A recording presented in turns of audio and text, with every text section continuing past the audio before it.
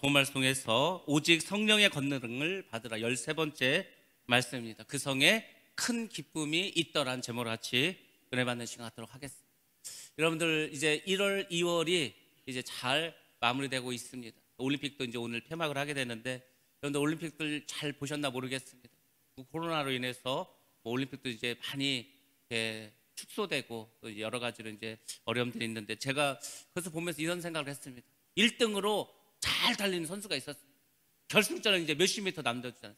그냥 금메달 딸 수 있는 금메달을 딸 수 있어요. 금메달 따는 게 보통 힘든 게 아니에요. 우리가 솔직히 전교 1등도 힘들지 않습니까? 금산에서 1등하는 것도 힘들죠. 충남에서 1등하는 것도 힘들죠. 우리나라에서 1등하는 거 얼마나 힘듭니까? 올림픽에서 금메달은 전 세계에서 1등을 하는 거예요. 그러니까 우리가 그 선수들이 얼마나 피땀 흘려 고생하고 훈련한 것은 이루 상상을 할 수가 없어요. 근데 불과 이제 몇 미터 안 남았어. 그냥 그대로 가기만 하면 1등이에요. 근데 결승전을 앞두고 넘어진 선수들이 있어요. 넘어져 버리는 꼴등으로 들어왔어요. 얼마나 억울하겠어요. 내가 그렇게 힘썼어. 내가 태어나서 지금까지 이것을 위해서 달려왔는데, 정말 열심히 달려왔는데 이제 금메달이 앞에 있는데 넘어져 버렸어요. 그래서 결국은 상을 받지 못하는, 얼마나 눈물이 나겠습니까?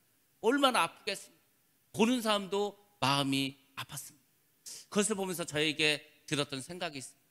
우리가 천국에 가기 위해서 열심히 경주를 합니다. 믿음의 경주를 합니다. 열심히 달려갑니다. 정말 주일날 나와서 예배드리고 없는 가운데서 헌금하고 최선을 다해서 주님을 섬기고 그렇게 열심히 신앙생활을 하는 거예요. 근데 마지막 결승전을 앞두고 이제 천국에 들어가기만 하면 되는데 그때 넘어지는 성도들이 있다는 것입니다. 그때 미혹당하는 사람도 있다는 거예요. 그때 악한 마귀가 그 영혼을 취한 사람도 있다는 겁니다. 얼마나 억울하겠어요. 슬피 울며 이를 갈며 눈물을 흘리겠죠. 여러분들, 그래서 우리의 믿음은 끝까지 달려가야 돼요. 끝까지 그 결승전에 들어갈 줄로 믿습니다. 여러분들이 하나님 앞에 설 때까지 마음을 놓아서는 안 되는, 악한 마귀는 마지막 순간까지도 우리를 넘어뜨리려고 하는 것, 그것이 악한 마귀가 하는 일입니다. 그러니까 여러분들 마음을, 정신을 똑바로 차셔야 됩니다. 집중하셔야 됩니다. 말씀을 잘 들으시고 말씀을 행하시고 믿음 안에서 살아가시기 바랍니다. 그러면 세상에 뭐 난리가 나고 난리에 소문이 나고 전혀 두렵지 않습니다. 거기에 마음이 흔들리지 않습니다. 여러분들, 흔들리지 않는 믿음을 가지시기 바랍니다. 예수의 이름이 여러분 가운데 임하시고 그 예수의 이름이 역사한다면 여러분의 삶은 축복된 삶, 천국으로 가는 삶, 하늘나라를 소유하는 삶, 그런 복된 삶이 다 될 줄로 믿습니다. 우리가 지금 사도행전을 강의하고 있습니다. 사도행전을 우리가 이제 몇 가지로 구별할 수 있는데, 첫 번째로는 사람을 중심으로 나눌 수 있습니다. 1장부터 12장까지는 베드로 사도를 중심으로 해서 이야기가 펼쳐집니다. 13장 이후로는 바울 사도를 중심으로 이야기가 전개됩니다. 그리고 이제 지역을 중심으로도 나눌 수가 있습니다. 1장부터 7장까지는 예루살렘을 중심으로 해서 복음이 전파되는 이야기가 나옵니다. 그리고 8장부터 12장까지는 사마리아와 유대에 복음이 전파되는 게 나오고, 13장 이후부터는 이제 이방인들을 통해서 땅끝까지 복음이 전해지는 그런 이야기가 나옵니다. 사람을 중심으로 했던, 지역을 중심으로 했던 13장을 중심으로 해서 이야기가 많이 변하는 것을 우리가 알 수 있습니다. 그래서 우리가 오늘 8장을 하게 되는데 제가 일단 12장까지 말씀을 전하도록 하겠습니다. 그리고 이제 그 이후에는 성령의 열매와 성령의 은사에 대해서 말씀을 전하겠습니다. 그리고 우리가 이제 한 6월 달 정도 되면은 선교의 달인데 그때 다시 13장 이후를 말씀드리도록 하겠습니다. 그래서 여러분들이 올해 이렇게 사도행전의 말씀을 쭉 들으시면서 선교하고 전도하고 이것에 완전히 몰입하셔야 됩니다. 집중하셔야 됩니다. 왜 이 말씀을 올해 우리에게 주셨을까? 제가 올해 처음에 예배를 드리면서, 홍구영신 예배를 드리면서 어떤 심정으로 예배를 드렸다고, 말씀을 전했다고 했습니까? 겟세마네 동산에서 십자가를 앞에 둔 그 주님의 심정으로, 정말 이제는 우리가 믿음을 살지 않으면 안 되겠다. 우리가 정말 십자가 같은 고난이 있을 수도 있고 또 정말 어려움이 있을 수도 있는데 우리가 정말 마음을 새롭게 해야 되겠구나, 더 기도해야 되겠구나, 이 마음을 주셨어요. 그러니까 여러분들이 올 2022년도 이 사도행전 말씀 쭉 들으시고 성령에 대해서 쭉 들으시고, 아무튼 여러분들이 변화받으셔야 됩니다. 성령은 변화시키십니다. 어떤 목사님이 쭉 목회를 하면서 사람들을 많이 이제 그렇게 가르치고 말씀으로, 믿음으로 이렇게 양육시켰어요. 근데 안 변하다는 거예요. 은혜를 받았다는 거예요. 이제 뭐 정말 신앙생활 잘 하겠다는 거예요. 근데 조금 지나면은 다시 원래 상태로 돌아갑니다. 참 믿음이 자라지 않는구나. 참 사람이 변하지 않는구나. 그 생각을 하셨다는 거예요. 근데 그 중에서 변한 사람이 있더라는 거예요. 저 사람들 도대체 어떻게 변했을까 보니까 그 사람들은 성령을 체험했어요. 그 사람들은 성령의 은사를 받았어요. 그 사람들은 성령을 경험한 사람들이 그런 변하더라고요. 여러분들이 올해 성령의 체험을 하시고 성령의 충만함을 입으시고 성령 여러분 가운데 내주하셔서 여러분 삶이 변화되시고 여러분이 오직 성령의 권능을 받는 축복된 한 해가 되기를 주의 이름으로 축원합니다. 예, 오늘 말씀 드리도록 하겠습니다. 스데반 집사가 이제 죽었습니다. 스데반의 죽음을 통해서 본격적으로 교회의 박해가 시작되었습니다. 그 박해의 시작점이 됐어요. 물론 전에도 사도들을 붙잡았습니다. 베드로를 붙잡아가고 요한을 붙잡아갔습니다. 공에 들어가고 옥에 가두고 매를 때리고 이런 일이 있었습니다. 그렇지만 죽이지는 않았다. 그 사도들을 죽이지 않았습니다. 단지 유대 지도자들이 경고만 했습니다. 더 이상 너희가 예수의 이름으로 어떤 말도 전하지 말라고 경고만 했습니다. 그렇지만 사도들이 어떻게 했습니까? 나아가서 우리는 하나님 앞에서 너희 말을 듣는 것보다 하나님의 말씀을 듣는 게 더 옳다고 생각해서 복음을 전해야 되겠다. 그래서 더 열심히 담대히 복음을 전파했습니다. 복음을 전할 때 기적이 일어납니다. 귀신이 떠납니다. 병자가 고침을 받습니다. 많은 사람들이 주님 앞으로 돌아오게 되었습니다. 더 많은 사람들이 점점 교회에 모여들기 시작했습니다. 여러분들 드디어 예루살렘 교회가 부흥을 맞이했습니다. 근데 여러분들 또 하나 우리가 기억해야 될 것은 부흥이 있는 곳에 마귀의 역사도 있습니다. 마귀는 흐트러뜨립니다. 어떻게든지 쪼개는 거예요. 어떻게든지 흐트러뜨리게 합니다. 사람들을 자꾸 흐트러버려요. 그것이 마귀입니다. 예루살렘 교회가 이제 부흥을 하겠습니다. 그렇지만 그때 마귀의 공격이 있었습니다. 이 사탄 마귀는 예수님도 공격했습니다. 예수님도 시험했습니다. 예수님의 사역도 계속해서 방해했습니다. 마찬가지로 사도행전 이 초대교회 예루살렘 교회에도 역시 마귀의 공격이 있었습니다. 그것은 어떤 거였냐? 잘못된 종교 지도자들이 있었습니다. 대제사장, 바리새인, 사두개인, 서기관들을 충동하기 시작했습니다. 그래서 어떻게 했습니까? 예수를 믿는 성도들을 핍박하고 죽이기 시작했습니다. 사탄 마귀는 구약시대나 신약시대나 지금이나 마지막 때나 항상 사람들을 공격합니다. 그 시대마다 공격하는 방법이 다릅니다. 지금은 어떻게 공격하는가? 빗나간 충성심으로 사람을 미혹해서 그래서 결국은 사람들 믿음에서 떠나가게 합니다. 여러분들 생각해 보세요. 주의 종이 있습니다. 주의 종 목사님이 있어요. 근데 그 목사들을 통해서 사람들을 지옥으로 끌고 간다는 겁니다. 그게 무엇입니까? 종교다원주의, WCC 이런 것들이죠. 아니 목사님이 뭐 예수를 믿어도 천국 가고 그냥 절에 다녀도 뭐 상관없고 성당 다녀도 상관없고 이슬람 믿어도 상관없고 다 우리는 하늘나라에 천국에 하나님께 갈 수 있다고 말하면 뭐 대부분 사람들은 그런가 보다 할 거 아닙니까? 그것이 바로 용이 토한물을 먹는 것입니다. 지금 많은 성도들이 마지막 때가 되다 보니까 이단뿐만이 아니고 이런 종교다원주의를 통해서 많은 사람들이 영혼에 이제 잘못된 물을 먹게 됩니다. 잘못된 말씀이 들어가는 그 말씀은 거짓입니다. 진리가 아닙니다. 그곳으로 가면 반드시 멸망을 당할 수밖에 없습니다. 성경은 분명하고 확실하게 말했습니다. 예수 위에는 그 어떤 이름을 우리가 구원받는 데 주시지 않았다고. 예수의 이름밖에 없습니다. 근데 자꾸 다른 것을 말하게 합니다. 여러분들 그래서 조심하셔야 됩니다. 양의 탈을 쓴 이리를 조심해야 되는 겁니다. 그래서 마귀가 사람을 통해서 주의 종을 통해서 역사하고 성도들을 공격합니다. 우리가 잘 아는 바울이 있습니다. 바울 이전에 누구였습니까? 사울이지 않았습니까? 사울도 마찬가지입니다. 사울이 회심하기 전에는 잘못된 믿음을 가지고 있었습니다. 그가 어떻게 했습니까? 스데반을 죽이는 일에 앞장섰습니다. 기독교인들을 철저히 박해했습니다. 그러면서도 죄책감이 없는 거예요. 왜? 나는 하나님의 일을 하고 있다는 거예요. 저 이단들을 물리치는 하나님의 용사로서 하나님의 종으로서 하나님의 일을 하고 있다고. 그래서 어떻게 했습니까? 교회를 진멸했습니다.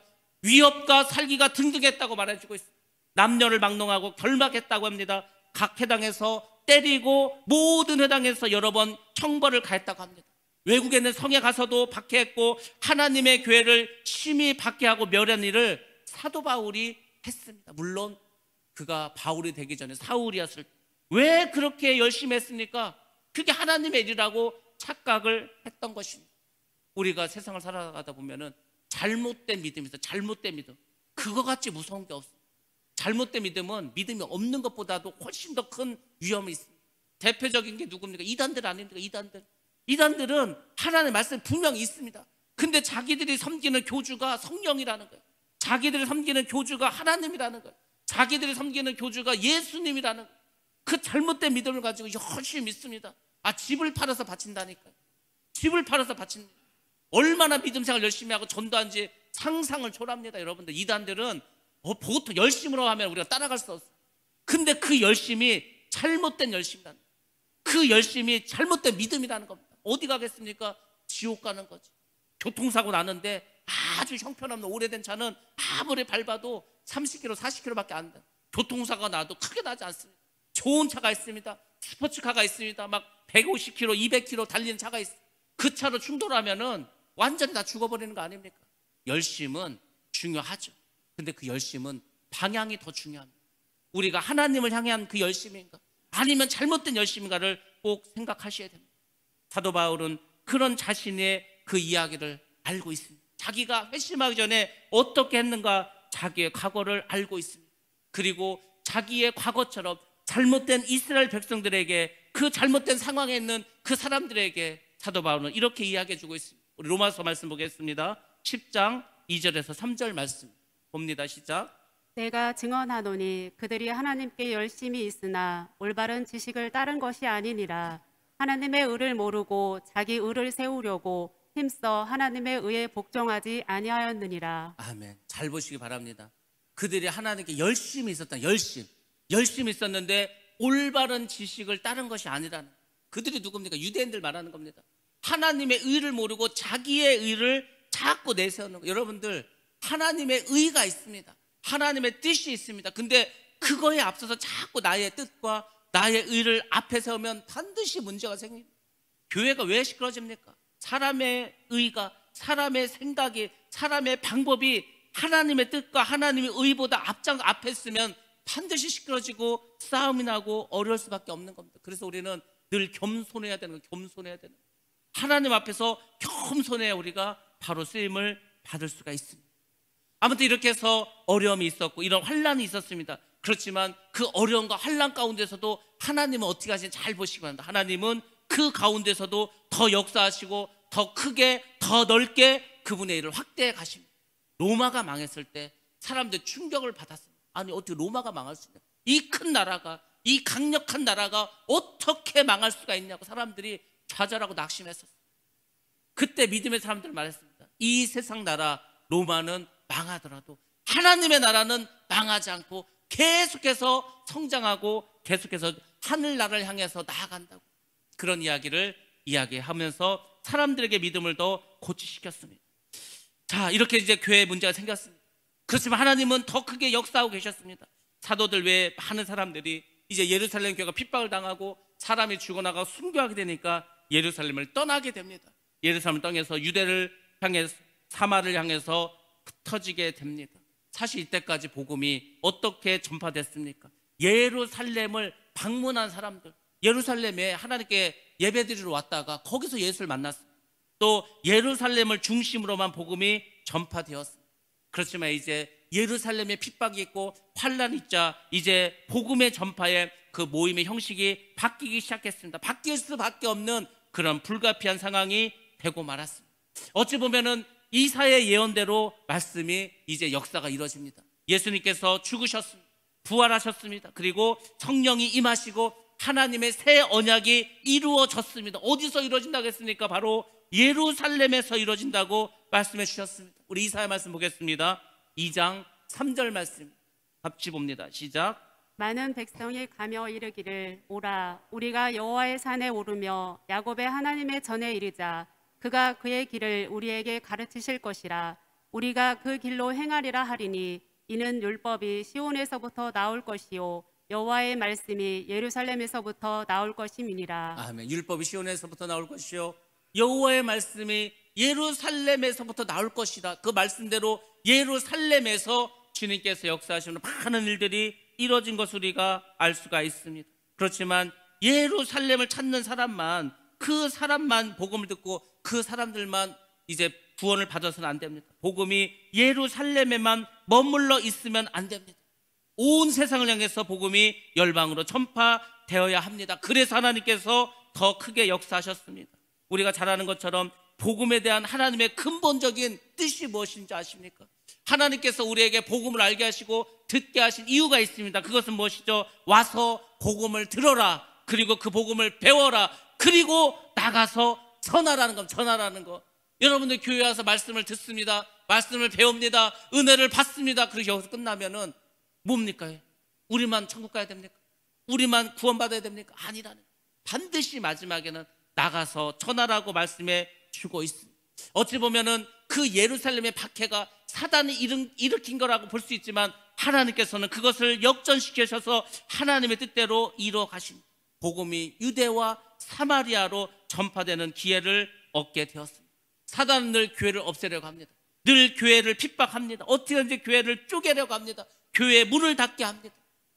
코로나 때문에 우리가 예배 드리는 게 어렵고 교회 문을 닫는 교회가 얼마나 많았어요. 10,000교회 이상의 교회가 코로나 기간 동안에 문을 닫고 말았습니다. 근데 하나님은 여기서 끝나는 것이 아니에요. 하나님은 반드시 그 모든 상황을 역이용하십니다. 누구를 통해서? 믿음의 사람을 통해서. 어렵고 힘들다고 좌절하고 낙심할 것이 아니고 그 가운데서도 하나님의 뜻을 바라보는 자는 반드시 하나님의 큰일을 감당할 줄로 믿습니다. 하나님께서는 역이용하셨습니다. 복음이 더 전파되는 그런 일로 삼으셨습니다. 지난번에 우리 교회에 와서 말씀을 전하신 목사님이 계십니다. 그분이 우리가 아는 것처럼 중국에 교회가 2개가 있어요. 그래서 갈 수가 없으니까, 한국에 교회가 있으니까 그 전에는, 지금까지는 이제 어떤 다른 프로그램을 통해서 말씀을 전파시켰습니다. 중국이 3월 달부터 이제 중국 채널을 통해서 설교를 못하게 하십니다. 그분께서 이제 새로운 방법을 연구하셨습니다. 그래서 이제 저희에게 도움을 청하셨어요. 그래서 우리가 가서 도와주기로 했습니다. 그분이 말씀을 중국에 있는 사람들뿐만 아니라 전 세계에 있는 사람들이 말씀을 들을 수 있도록 그런 일을 우리가 도와주기로 했습니다. 여러분들, 하나님은 우리가 생각하는 것 이상으로 항상 역사하십니다. 우리 눈으로 볼 때는 이제 끝났다, 막혔다, 여기가 이제 마지막이다 생각하지만 하나님께서는 그것을 뒤집어서 더 큰 일을 이루시는 그런 능력의 하나님인 줄로 믿습니다.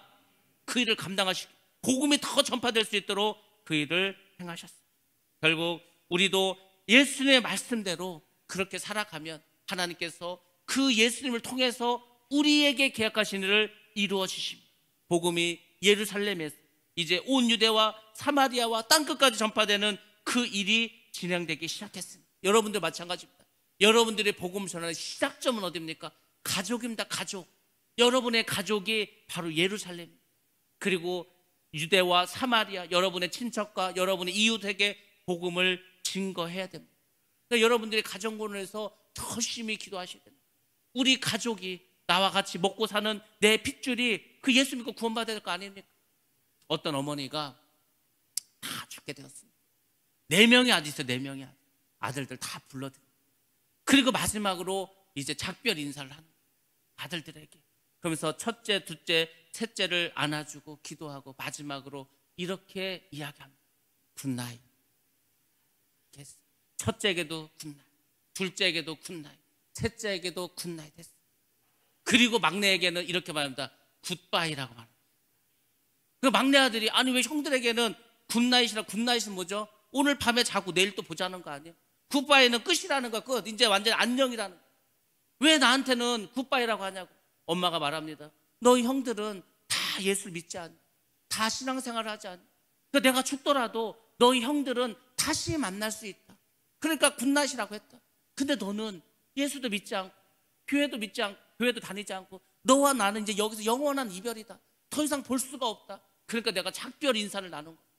그때 막내 아들이 그 이야기를 듣고 눈물을 흘리면서 내가 그동안 잘못했다고 하면서 이제 자기도 예수를 믿겠다고 그렇게 나왔습니다. 여러분들, 여러분의 살아가는 가족과 굿나잇이라고 인사하시겠습니까? 영원한 굿바이라고 하고 인사를 하시겠습니까? 그래서 생각하세요. 다시 만나야 될 거 아닙니까? 천국에서 다시 만나서 영원히 기쁘게 살아가야 되지 않겠습니까? 그러니까 여러분들이 가족권을 위해서는 정말 최선을 다하시기 바랍니다. 무엇보다도 더 열심히 기도하시기 바랍니다. 그래서 여러분들이 정말 가정의 구원을 이루어 가시기를 주님의 이름으로 축원합니다.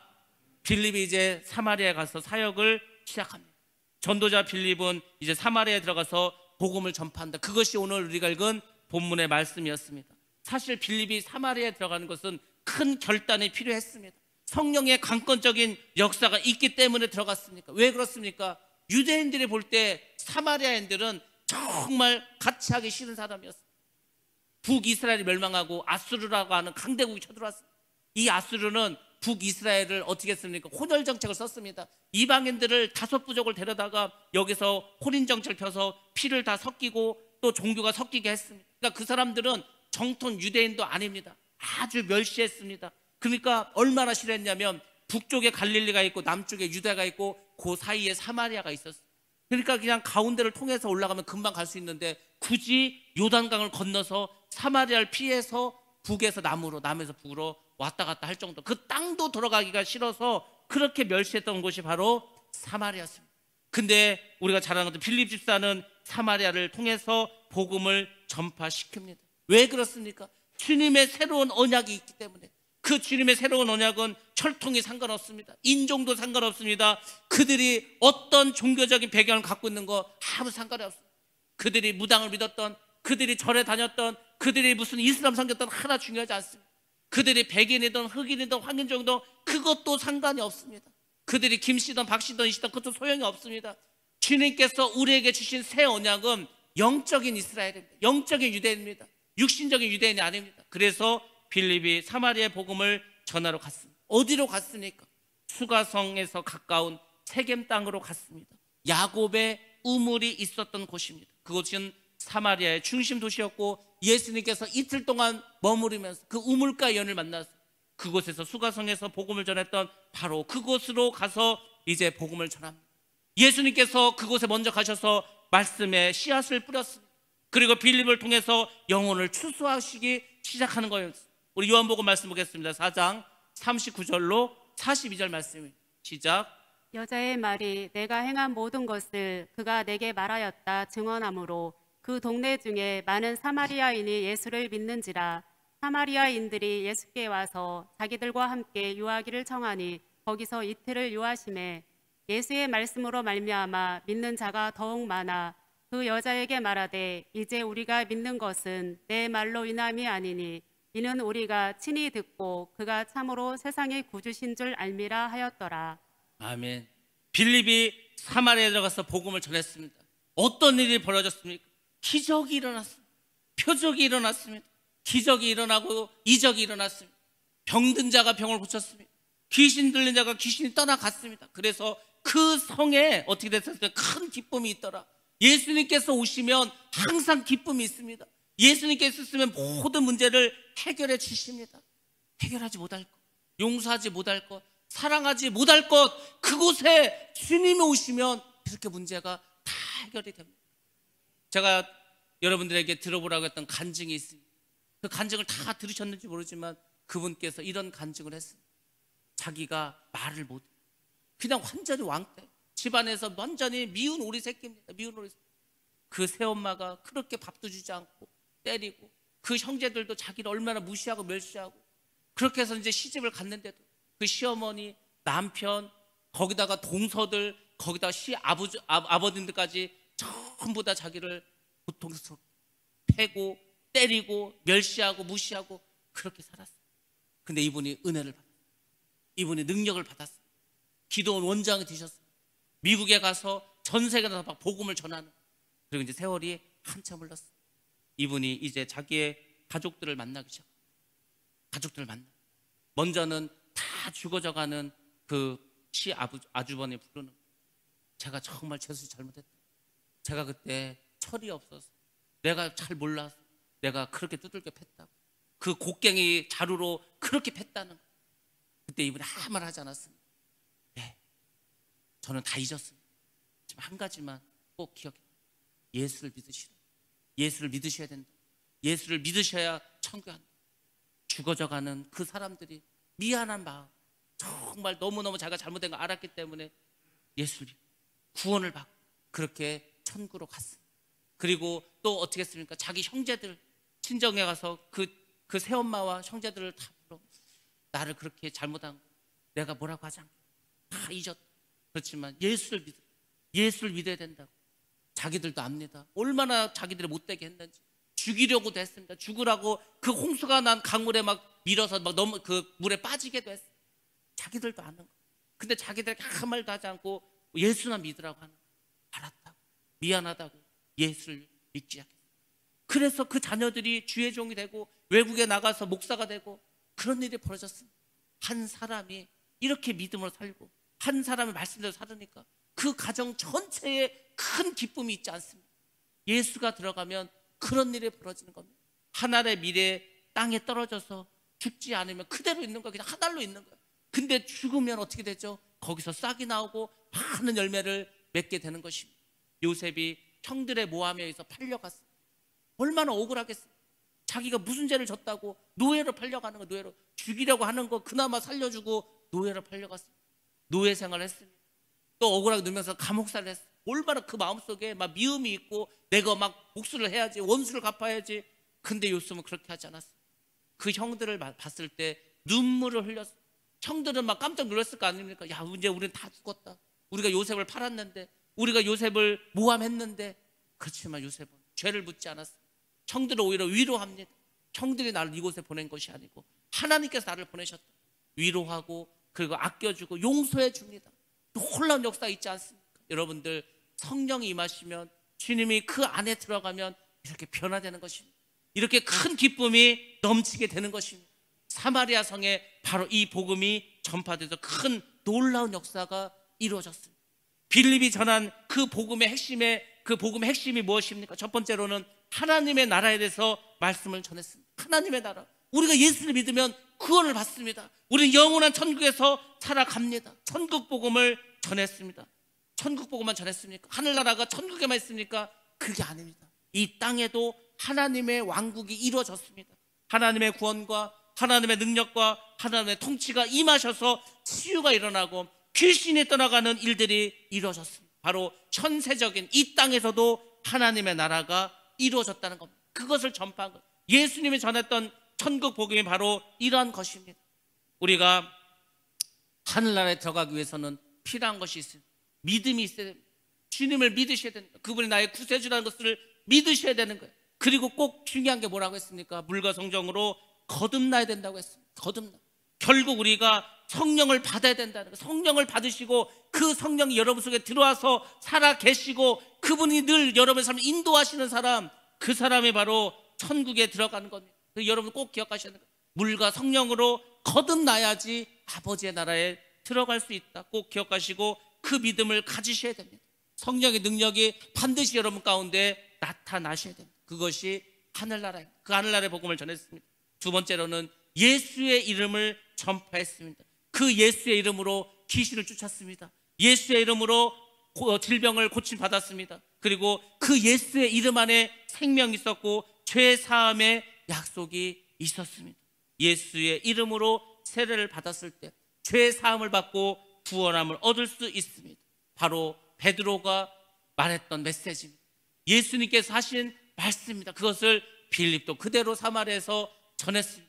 오늘 우리가 전할 것도 무엇입니까? 예수 그리스도의 이름, 그분이 우리의 구세주입니다. 그분을 믿어야 우리가 천국에 갈 수 있습니다. 그러려면 물과 성령으로 거듭나야 됩니다.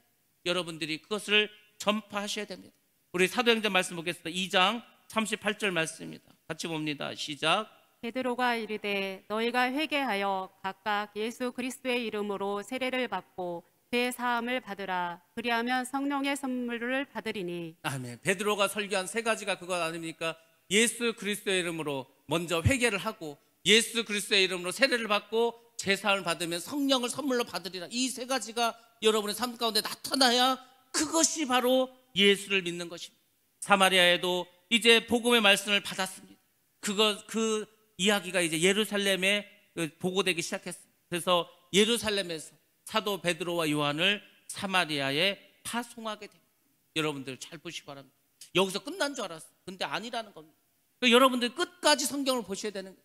성경에서 말씀하시는 핵심이 무엇인가를 바로 아셔야 됩니다. 여기가 끝이 아니라는 겁니다. 왜 굳이 이미 빌립이 사마리아에 가서 그렇게 많은 귀신도 쫓고 병자도 고쳤다고 하는데 왜 굳이 베드로와 요한을 사마리아에 다시 파송했을까?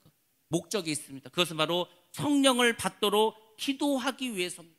성령을 받도록 기도해 주기 위해서 갔다는 것입니다. 여러분들, 물론 빌립을 따른 사람들이 예수님의 이름으로 세례를 받았습니다. 그곳에서 많은 기적이 일어났습니다. 그곳에서 많은 귀신이 떠났습니다. 근데 성경을 잘 보시면은 아직 한 사람에게도 성령이 내리지 않았다고 이야기합니다. 아직 사람에게 성령이 내리지 않았다는, 도대체 그게 무엇일까? 그래서 여러분들이 이 말씀을 잘 구별하시기 바랍니다. 우리가 교회를 다니면서도 이런 걸 잘 몰라요. 모르기 때문에 바로 행하지 못합니다. 그래서 정확하게 확실하게 말씀을 보고 듣고 배워야 되십니다.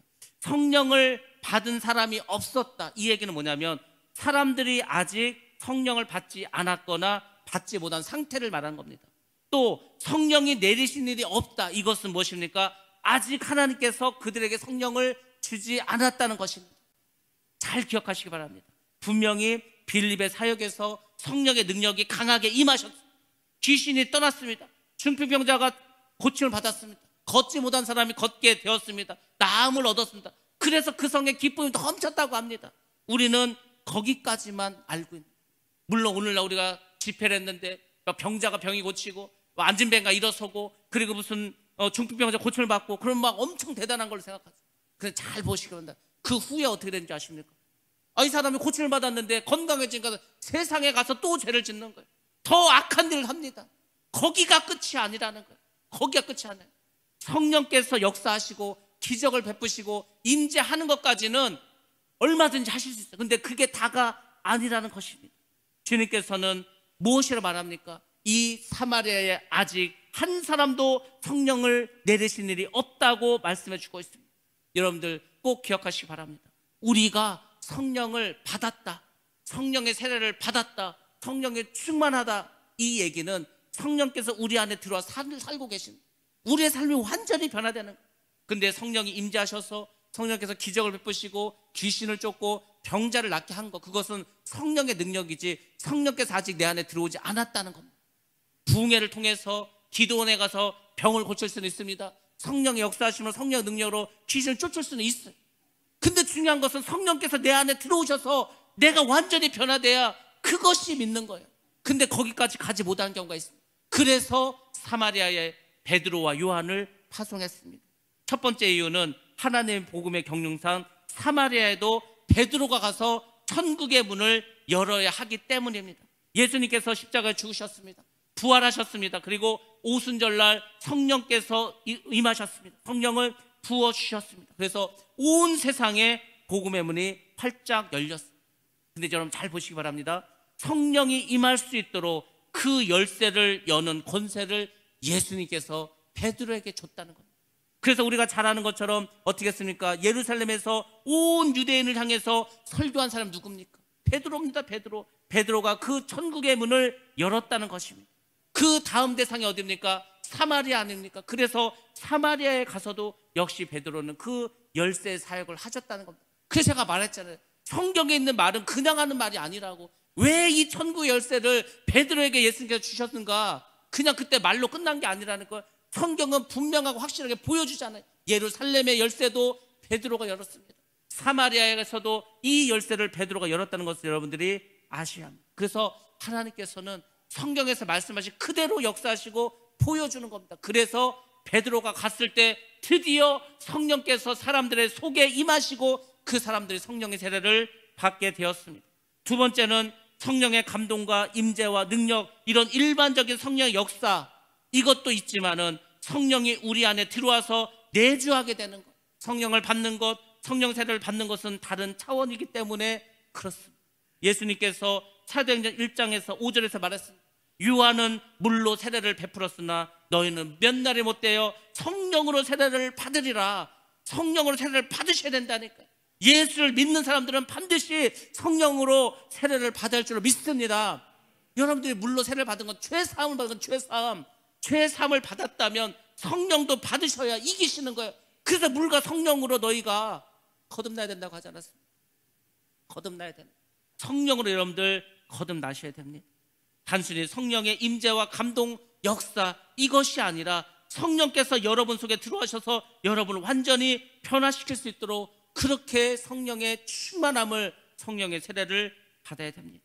이 사마리아에서 빌립의 사역도 물론 성령 임재하시고 성령 역사하셨습니다. 그것만으로도 큰 기쁨이 있었습니다. 왜? 병이 고쳤으니까, 귀신이 떠나갔으니까. 근데 그게 다가 아니라는 것입니다. 두 사도 베드로, 요한이 그들에게 안수했을 때 성령을 받았다고 합니다. 성령을 받으셔야 되는 거예요. 여러분들 다 성령 받으시기 바랍니다. 성령의 충만함을 받으시기 바랍니다. 그래야 그때 여러분들이 진정으로 변할 수 있어요. 아니, 기적이 일어났어. 내가 병이 고쳤어. 그러고도 믿음이 떠난 사람들 얼마나 많은지 아십니까? 왜? 성령께서 그 안에 들어와서 사셔야 되는데, 성령께서 늘 그 사람을 역사해야 되는데 거기까지는 가지 않았다. 왜 힘들고 어려운 일이 생기면, 왜 내가 건강하고 돈이 많으면 믿음을 저버립니까? 성령께서 내 안에 들어와셔서 계시지 않기 때문에, 성령이 내 안에 들어와서 역사하지 않기 때문입니다. 우리가 솔직히 말해서 우리가 믿음이 잘못된 게 뭔지 아십니까? 예수를 믿는 순간 성령께서 그 안에 들어가서 그 사람을 변화시킨다. 그게 아닙니다. 아니, 뭐 예수를 믿는 그 순간에 갑자기 이렇게 됩니까? 우리가 예수를 믿고 그 과정까지는 여러 단계가 있는 거예요. 여러분들이 회개하셔야 되고요. 회개하라고 했잖아요. 먼저 세례 받으셔야 되고, 거듭나야 되시고, 성령께서 완전히 임재하셔서 여러분의 삶을 바꿀 때까지는 여러분 신앙생활 잘 하셔야 됩니다.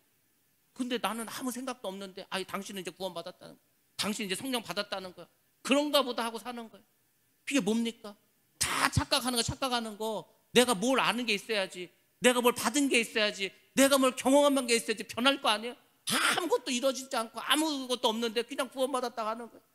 그렇게 구원을 그렇게 쉽게 받는 게 아니라니까요. 교회 다닌다고 구원받는 게 아니라 그랬잖아요. 예수를 똑바로 믿고 거듭나시고 성령이 임하셔서 여러분 삶에 완전히 변하셨을 때, 그때 여러분들이 주님 앞에 서셨을 때 착하고 충성된 종아, 이 말을 듣게 되는 겁니다. 여러분들 예수를 잘 믿으시고 성령 충만함으로 살아가시기 바랍니다. 물과 성령으로 거듭나셔야 된다는 겁니다. 진정한 신앙의 기쁨이 어디서 오는 것이 어디서 오는지 아십니까? 기적을 체험했다고, 병이 나았다고, 물론 그것도 큰 기쁨이죠. 그게 다가 아니라는 겁니다. 여러분 삶 가운데 성령께서 완전히 내주하시고, 성령께서 역사하시고, 여러분의 생각을 주장하시고, 늘 성령이 말씀하시고, 성령 안에 살아가시고, 그 안에서 모든 걸 행할 때, 그때 진정한 큰 기쁨, 그때 진정한 하늘나라가 여러분의 심령과 여러분의 가정과 우리 교회에 임할 줄로 믿습니다. 여러분들, 그래서 성령을 받아야 됩니다.